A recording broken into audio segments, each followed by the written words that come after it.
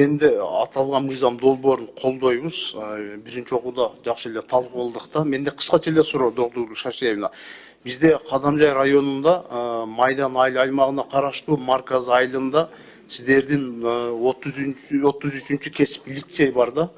Бул лицейди коргоо министрлиги жай айында барып келечекте аскер лицейи кылабыз деп комиссия барып көргөн да. Азыркы учурда ушул кандай болуп атат?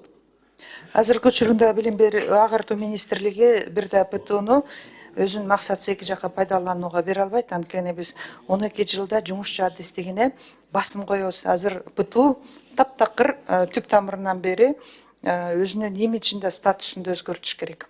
Сиздер коргоо министрлигине бербейт экенсиздер да аталган лицейде. Расмий түрдө биз кат жолдоп, кат түшүп алыш бериш иштери жүргөн жок.